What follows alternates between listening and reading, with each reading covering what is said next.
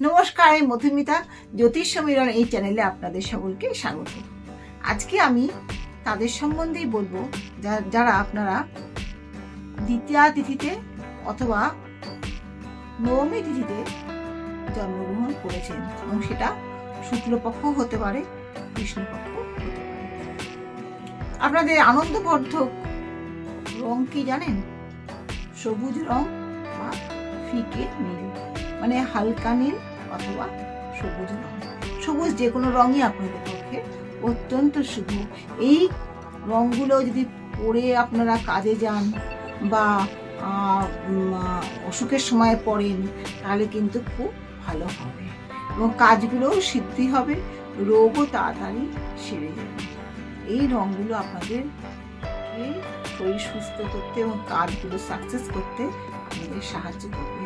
ফলে আপনারা এই যে কালারের ড্রেসগুলো বলুন, বা মেয়েরা হলে চুড়ি বলুন, ছেলেরা হলে শার্ট বলুন, যদি পরেন তাহলে খুব ভালো হবে। এবং আরো ভালো হবে মেয়েরা যদি কাজে যাওয়ার সময় এই সবুজ টিপ বা ফিকে রঙের নীল, মানে ফিকে রঙের নীল টিপ যদি আপনারা পরে বের হন, তাহলে কিন্তু আপনার সাকসেস হবে। তার সঙ্গে একটু ওই ফিকে রঙের নীল চুড়ি বা সবুজ চুড়ি, সবুজ ব্লাউজ, দেখতেও দেখবেন খুব সুন্দর লাগবে। এই সবুজ রঙটা দেখুন সবাইকেই মানায়, আর ফিকে নীলটাও কিন্তু সব রকম মানুষকে মানায়, খুব ভালো লাগে আর শান্ত লাগে। ওশেন যে নীল, সেটাও কিন্তু আপনাদের পক্ষে খুব ভালো। ওশেন কালারটা ব্যবহার করুন, আপনারা মনে শান্তি পাবেন, আপনাদের কার্যও সিদ্ধি হবে। ঘোর কালো, ঘোর বাদামি, ঘোর লাল, ঘোর বেগুনি, এই কালারগুলো কিন্তু আপনারা অ্যাভয়েড করুন। আপনাদের ক্ষেত্রে এই রঙগুলো কিন্তু শুভ ফল দেবে না। যখন কোনো বিশেষ কাজে যাবেন বা কোনো ধরুন পরীক্ষায় গেলেন বা চাকরি ইন্টারভিউতে যাবেন, তখন কিন্তু যে গাঢ় লাল, কালো বা গাঢ় বাদামি, গাঢ় নীল, এগুলো কিন্তু আপনারা পরবেন না। কি পাথর পরবেন? পান্না পরুন অথবা ফিরোজা পরুন, খুব ভালো হবে। আপনাদের কর্মে উন্নতি হবে, স্বাস্থ্য ভালো হবে।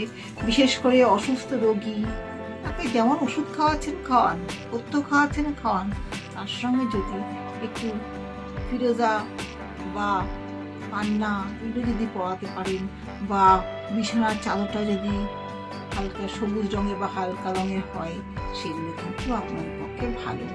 ডিপ রঙটা কিন্তু আপনাদের সুটেবল একেবারেই নয়।